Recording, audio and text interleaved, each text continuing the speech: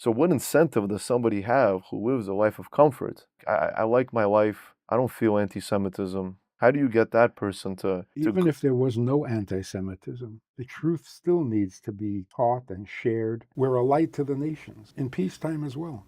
The objective is to make the world not a tolerant place, a godly place where God's will is known and pursued. Rabbi Friedman, Shalom Aleichem. Thank you so much for doing the conversation with me. I think that right now we're living in a time in the world where morals, values, ethics feel like it's going down the drain. There's wars breaking out in the world from Ukraine to Israel to God knows where. And it feels like you right now in this moment, especially what I've been seeing on YouTube, is a voice of reason. And you've been able to provide Jews and people throughout the world, quite frankly, you're the most subscribed rabbi on YouTube with a different opinion on how you see the world right now. So I want to start by, I guess, talking about the most potent issue, right? Because we are Jews and Israel is the epicenter of the world. We've been told for far too long, as much as America is an amazing place, that America or France or Russia, no, it's all about Israel. What happens in Israel is depends the entire world. So October 7th, obviously, we know that a group of people that, or whether it be the direct descendants of Ishmael or the ideological descendants of Ishmael, attacked us, they ravaged us. And we've been at a war with them ever since, but it feels like we've been at war for many times, whether it be 1967, the Yom Kippur War, the first Intifada, keeps on coming and coming and coming. And we feel like, what's changed ever since? When is there going to be an end to this? And something that you've been talking about, which obviously has not been mentioned too much, is that this is really a war of inheritance, right? The people of 2,000 years of our ancestors believe that they are the chosen people, the Arabs do, that Jews, we have sinned, we have gone off the derech, as they say, and that you call yourselves the rightful inheritors, but you're not, we are. So it's not going to stop at Israel, right? Their entire premise is that it stops when the Jewish people, Has v'Shalom, never exist. So can you please talk to us about these conversations that you've been having about this war of inheritance and how you see things play out, essentially, for us to finally put an end to all the wars that we've been seeing? Well, this is hopefully, the decisive battle before the coming of Mashiach. The war with Hamas? It's not really Hamas. That's just the tip of the iceberg. It's Iran. It's Iran, and now I hear that Turkey is getting involved. And what we were told is that the war of Gog and Magog somehow involves Turkey, of all nations. So something is happening in kind of a final showdown of truth versus falsehood. Unfortunately, it's being played out on the battlefield, but the real issue is the belief. You can't have two or three moralities in the world and have peace. There can only be one morality. Either murder is acceptable or it's not acceptable. Either God says don't kill or God says do kill. You can't have it both ways. So you can't be you believe what you believe, that's your truth, and I have my truth. It doesn't work. There can only be one truth. And it's got to be the one that says that God said not to kill. Otherwise, we're all in trouble. So this is the showdown. The showdown is a showdown in faith, which boils down to a showdown in who's telling the truth and who is not. It's truth time. That's what it is. And we're not comfortable enough or confident enough with our truth to confront the world with it. That's what you touch upon, right? I think you mentioned something about Golda Meir in one of your talks, where I think it was some foreign minister that said, when God forbid she ever takes the Bible and says that the land of Israel belongs to the Jews, and she never did that, right? And we said Benjamin Netanyahu's recent State of the Union, or the recent address to Congress, he's already touching upon, right, little by little, that we are the Jews, Abraham, Yitzhak, Yaakov. We have rightful ownership to the land. The Golan Heights, Gaza. Enough of this talk. This is our land. What will it take for the Israeli government and for us as Jews living in the diaspora? What actionable steps are there for us to be able to be confident and to go out? And I feel like the West kind of has made us afraid to be who we are. It's like they're lecturing us on morality when we're the Jews, right? We have the Torah, and the nations, the 70 nations of the world, have to come to us. But I feel like Israel is somewhat like at an impasse right now, where they don't know what direction to take. How do we take this Well, direction? Just say this is it. we notice it most with Israel because Israel is under the microscope right now, but it's the entire Jewish people. And Netanyahu takes his understanding or position on the Jewish people in the world from his education here in America. American Jews, not just Israelis. We're not confident. We don't have the confidence to speak truth.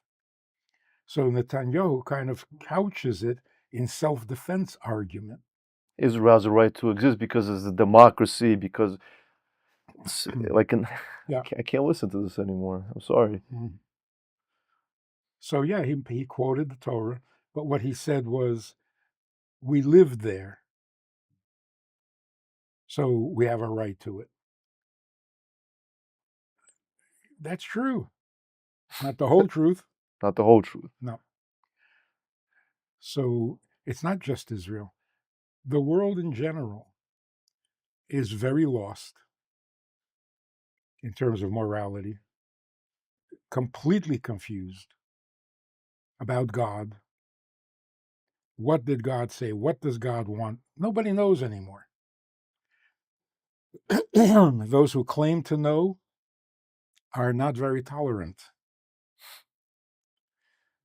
So is it better to not know, or is it better to think you do know?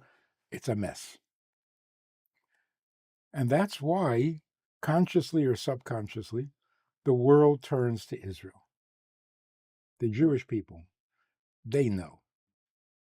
They're the Jewish people. They know. Deep down, they know. They don't want to admit it, though. They're afraid to admit it. I'm not sure what they're afraid of, but they're afraid to admit it. And we're afraid to claim it.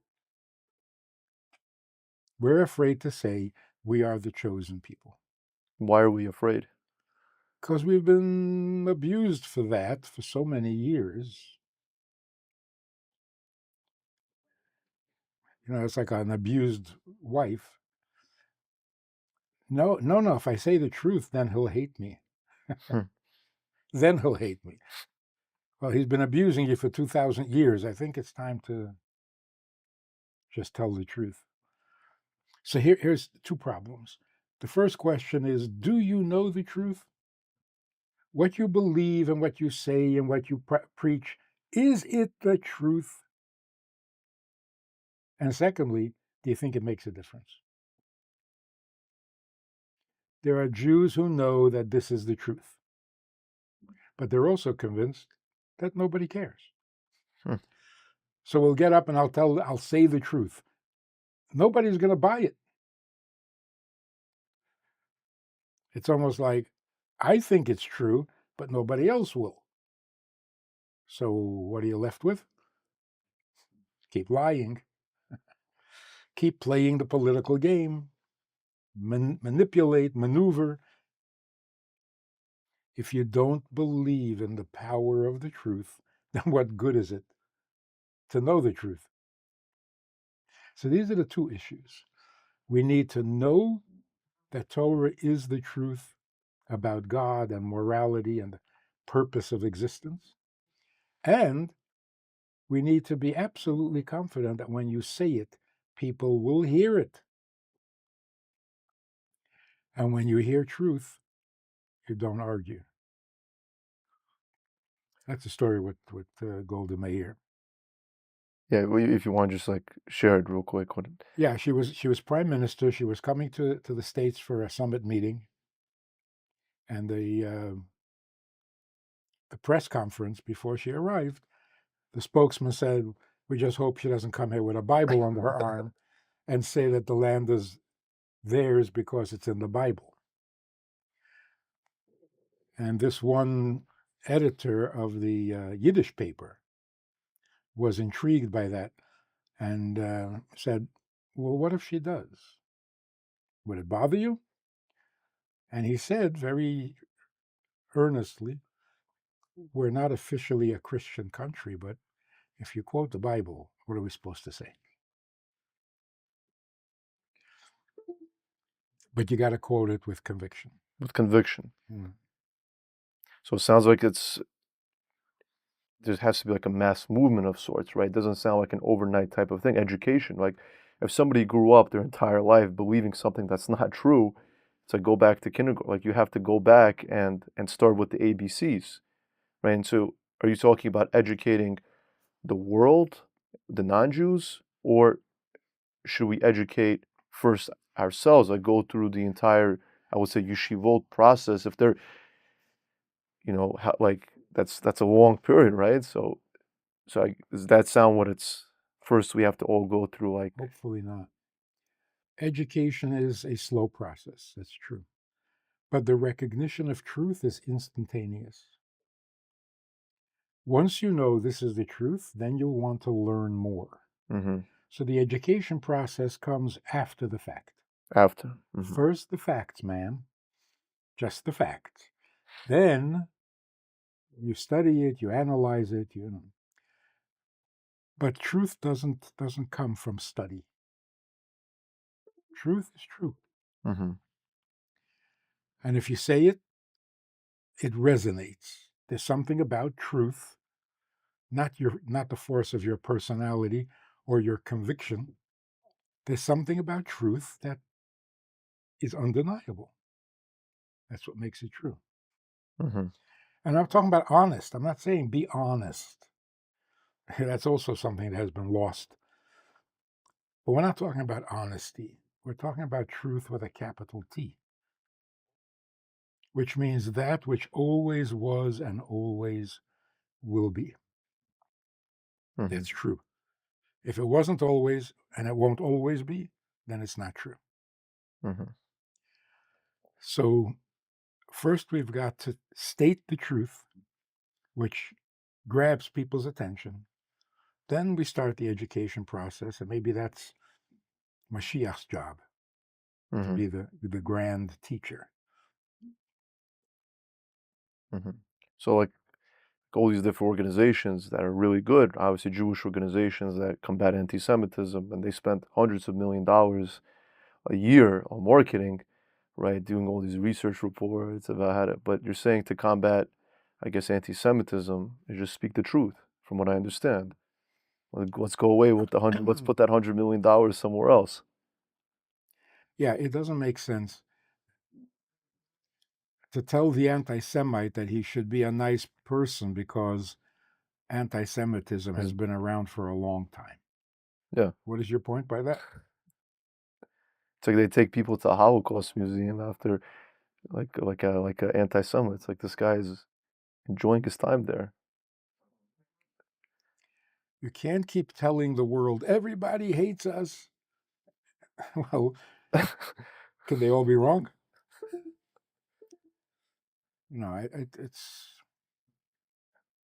it probably has the opposite effect. Yeah, It just keeps anti-Semitism alive. So the only solution to anti-Semitism is pro-Semitism. I like that term, pro-Semitism. Give the world something the world needs, and they will love you. And what does the world need right now? Truth. Truth. We can't believe anybody. We don't know anymore. Whatever you hear, you know you can't believe. Because everyone is lying. Lying has become the new truth. It has been. And the question is only who lies better. That's got to stop for the whole world. And we don't realize how much the world depends on us as the final or last resort. When all else fails, ask the Jews.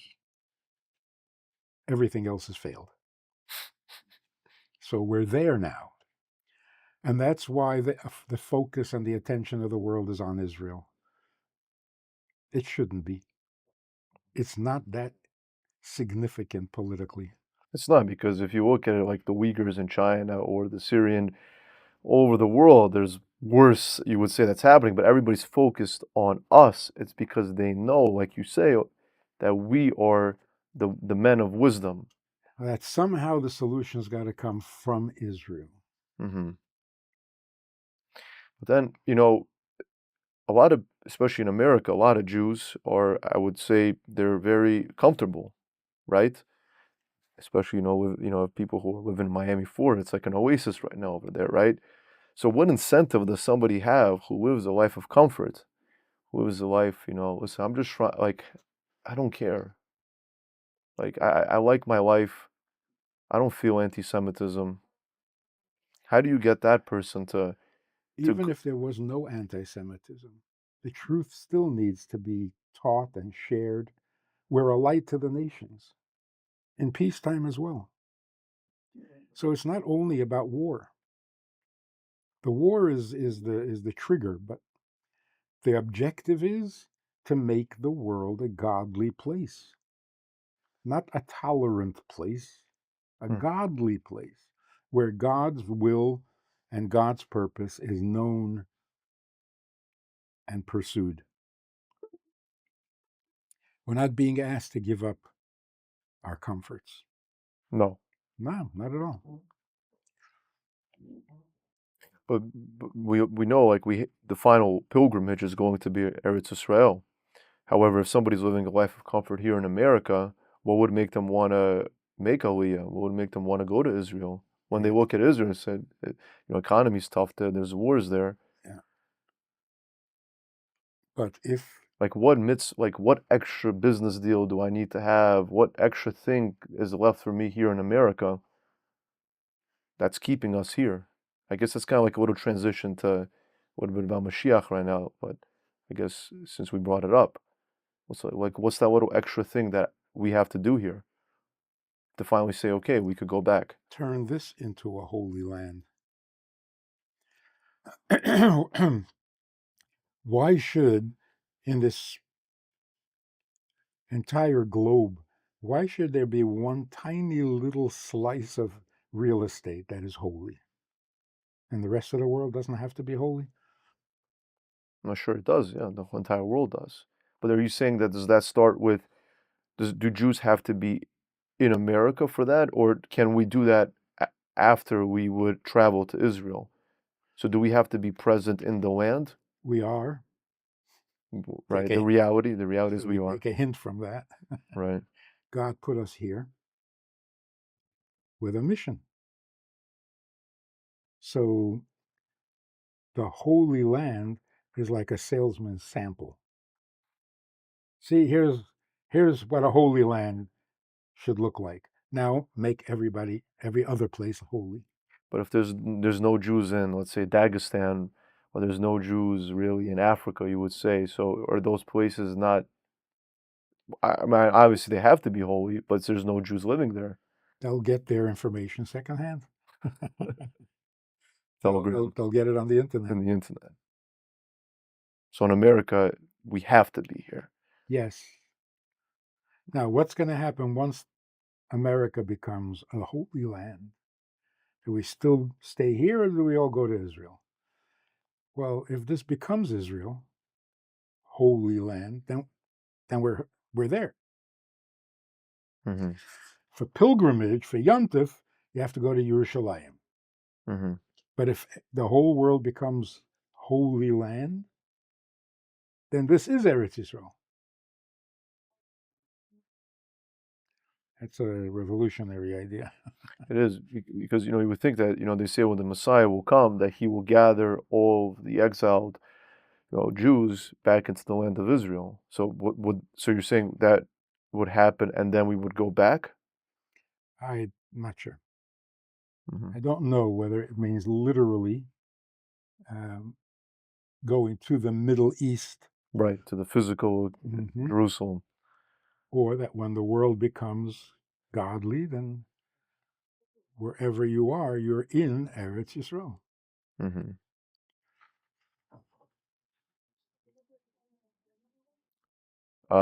So just kind of going back to Israel and the whole Netanyahu, obviously you mentioned about truth.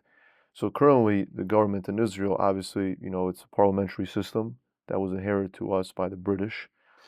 Do you think that it's time for, or what actionable steps can the Israeli government, or would you encourage them to take if you were, let's say, at the helm?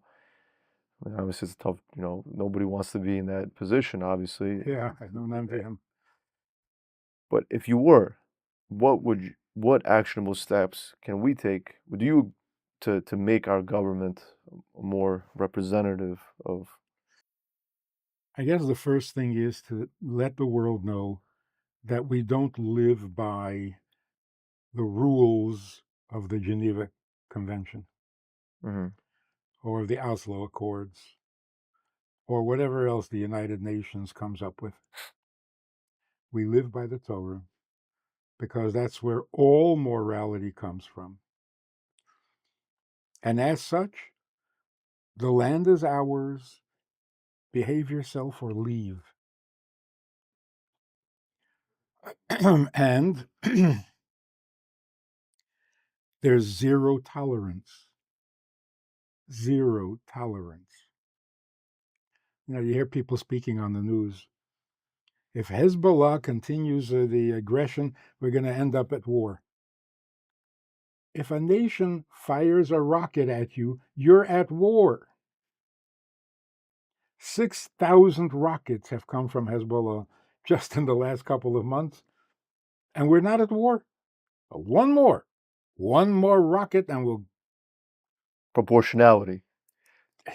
It's insanely Insane. suicidal. And we laugh at it, but it's so unfortunate that that's how they organize their policies. So here's what would happen.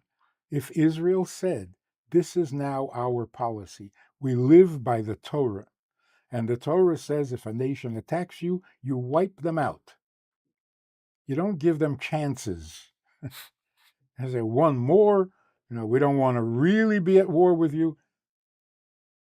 If you say that, there will be no war.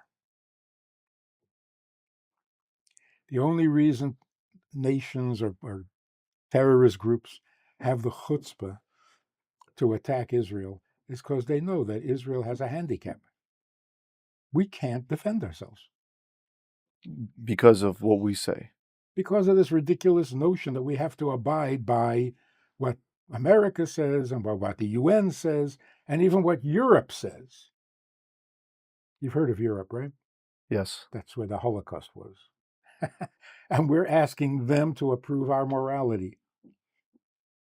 So it's ridiculous. It's literally ridiculous. And every sane, reasonable non-Jew in the world is puzzled. What's wrong with you guys? They are puzzled. They are. They are. We just don't really hear about it, but it's true. Under Begin, when they gave back the Sinai, or gave away the Sinai, with the oil fields, people in the United States and the government in Washington said, "Are you crazy? Why'd you do that?" I said, "Well, I thought you wanted that. And even if we did, you got to be nuts to give away oil fields and then buy the oil from the enemy." So most of the world, with their head on straight, can't understand what's going on here. So you don't need to wipe them all out, but they need to know that that is your position. And then it won't happen. No one will get hurt.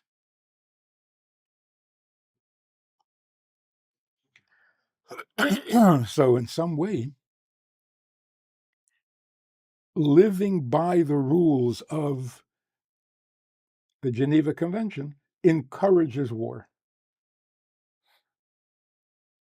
Doesn't bring peace, it brings war. And for 70 years, we keep suffering from this. We'll be very careful. We won't shoot during Ramadan. We won't. So what did you do? So every mosque has weapons. Every hospital has weapons. Every kindergarten has rockets. You encouraged it. I like something that you mentioned about purposeful, right? It's like you say, one extra rocket, then we go to war, but all those people that died will be in vain, right? Because you have to have a purpose, right, to end the war. This is what I have to do as a government. Otherwise, it's not purposeful. Otherwise, it's just a little game that we're playing here. So the biggest complaint, I guess, is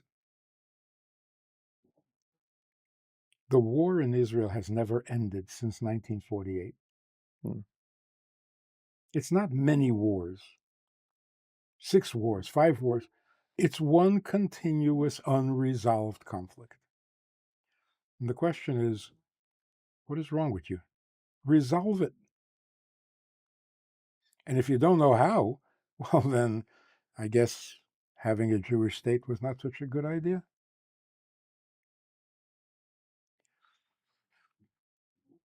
It's so easily resolved. Live by the teachings of the Torah, not by a bunch of guys who got together in Geneva and are playing their little game that no one really follows the rules except us. So this is what it boils down to. But it's a universal thing. If a Jew is not proud to dress like a Jew, to have a mezuzah on his door, to have a huge menorah on his front lawn on Hanukkah, then we're all part of this problem. We're supposed to be the role model for the world on how to serve God and how to be moral. Not just Israel.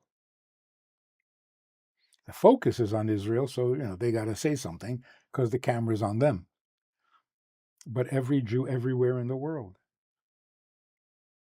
Are you confident that you have the truth? And are you brave enough to say it? That's it. They respect strength when they know that we know that we're the chosen people. You can't do it halfway. You're saying do it all the way. If you're gonna do it proudly. It's not so much the strength. Hamas understands strength, but the world is looking for truth. True. Hmm. What did God say? What does He want? Why am I here? Why anything? Why? Nobody has an answer to that question. Nobody. Hmm. Scientists don't want to deal with it because it's not scientific, it's philosophical. The philosophers don't want to deal with it. religions totally mumbled and jumbled and confused. He did say, he didn't say, he's coming, he's going. It's a mess. So the only ones who know what the Torah is, who know what God said at Mount Sinai, are the people who were there. And with great effort, blood and tears, we preserve that message. So anyone in their right mind who wants to know what God said knows he has to ask a Jew. And if a Jew says, I don't know, they think you're lying. Of course you know, you're a Jew. So we have to live up to our role and fulfill our role in the world. If you enjoyed this conversation or this topic and you're looking for more information, or you want to hear it again from another angle, there's a way to do that. And that is in this book. It's all there. Order it from Amazon. You can read it, reread it, and share it. These ideas, these messages, this approach to life, this approach to Torah, to meaning, and to morals is vital for the world today. And we need to get this message out to the entire world. It is universal, it's essential, it's indispensable. To support this effort, if you want to be a partner in this crime, check out the link and make a donation. It really helps a lot. And thank you in advance.